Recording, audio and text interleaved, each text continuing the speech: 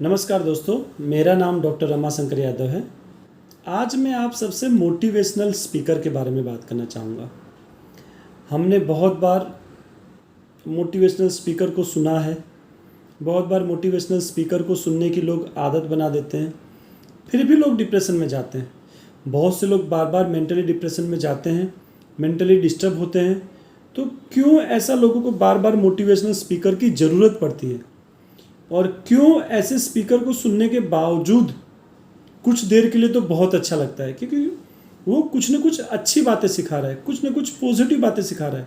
लेकिन ये पॉजिटिव बातों की पॉजिटिविटी 2 घंटे 4 घंटे में चली जाती है, 2 दिन 4 दिन में चली जाती है, लंबी नहीं रहती। तो ऐसा क्या गलती हम कर रहे हैं कि हमारी मोटिवेशन की रिक्वायरमेंट बढ़ती जा रही है, बार बार हमें कोई मोटिवेशनल चीज़ें, पॉजिटिव चीज़ें सुननी पड़ रही है, देखनी पड़ रही है, फॉलो करने के लिए मेहनत करनी पड़ रही है। तो हमारा जो सोशल कम्युनिकेशन है, वो हमारा सोशल कम्युनिकेशन धीमे धीमे घट गया है। यदि मुझे कोई दिक्कत हुई, मैंने मेरे दोस्त से, मेरी फैमिली से, मेरे भाई से, बहन से, किसी से पूछा, किसी का सजेशन लिया, किसी फैमिली मेम्बर से, किसी अपने से पूछने से एक फ़ायदा ये होता है कि हमें दूसरों से सलाह लेने की आदत पड़ती है। दूसरों से सलाह लेने के चक्कर में हमारी इमोशनल शेयरिंग, हमारा दुख, हमारा गुस्सा, हमारा टेंशन, हमारी मन में चलने वाले घर्षण को हम दूसरे के सामने एक्सप्रेस करते हैं। हमारी इमोशंस एक्सप्रेस करना हम सीखते हैं, दूसरों का सजेशन लेना हम सीखते हैं। तो यही हमारी जो रेगुलर बेसिस पे लोगों से बात करना, लोगों के सजेशन लेना, लोगों से इमोशनल शेयरिंग करना, ये चीज़ें हमें समय के साथ लोगों की हेल्प लेना सिखाती है, लोगों से जुड़ना सिखाती है, और लोगों से जुड़ाव बना रहता है। और कभी कभी हम लोगों से बात नहीं करते, लोगों से सलाह नहीं लेते। समय के साथ सब चीज़ें सर्च करना, सब चीज़ों में मोटिवेशनल चीज़ें या सब चीज़ों में अपनी तरीके से रास्ता निकालना सीखना, और धीमे धीमे हमारी एक पर्सनैलिटी डेवलप हो जाती है कि हम अपने में ही खोए रहते हैं। हम दूसरों से पूछने में, हेल्प लेने में शर्म संकोच अनुभव करते हैं। तो हमारा लोगों से लगाव घटते जाता है, हमारा इमोशनल शेयरिंग घटते जाता है, और बहुत बार हम इमोशनली वीक रह जाते हैं। तो हमारी ज़िंदगी में जब स्ट्रेसफुल घटनाएं आती हैं, हमारी ज़िंदगी में किसी की मौतें होना, किसी और फाइनेंशियल बर्डन आना है, या फैमिली में लड़ाई झगड़े होना, कॉन्फ्लिक्ट होना, बहुत से वैसे पल आते हैं जब हम कुछ चीज़ों को प्रॉपर्ली मैनेज नहीं कर पाते हैं। तो हम जब चीज़ों को प्रॉपर्ली मैनेज नहीं कर पाते हैं तो बहुत बार डिप्रेशन की शुरुआत होती है। तो एज ए साइकेट्रिस्ट डॉक्टर मैं आप लोगों से एक ही बात शेयर करूँगा कि मुझे कोई समझ नहीं पा रहा है, मेरा कोई अपना नहीं है, और मैं किसी की हेल्प नहीं ले पा रहा हूँ।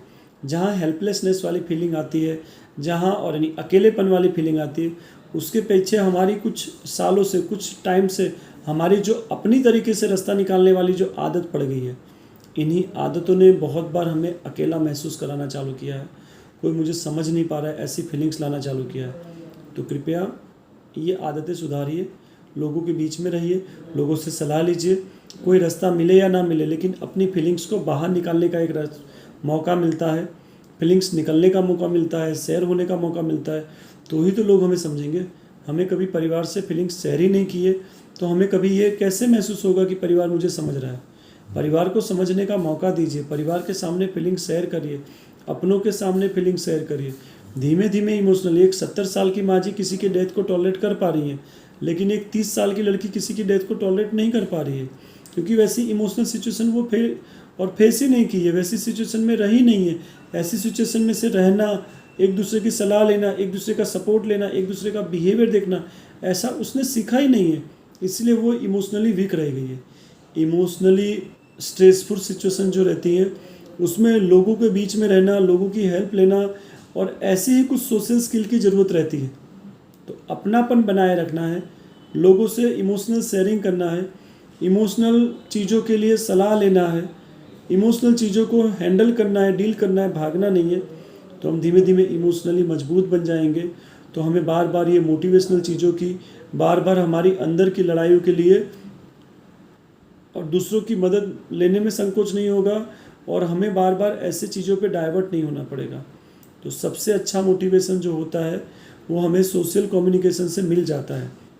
यदि इन बातों में भी आपको ज़्यादा समझ में ना आया हो तो पहले आपके मम्मी पापा के ज़माने में, आपके दादा दादी के ज़माने में क्यों मोटिवेशनल चीज़ों की, मोटिवेशनल वीडियो थे नहीं, मोटिवेशनल स्पीकर थे नहीं, उनको क्यों ज़रूरत नहीं पड़ती थी?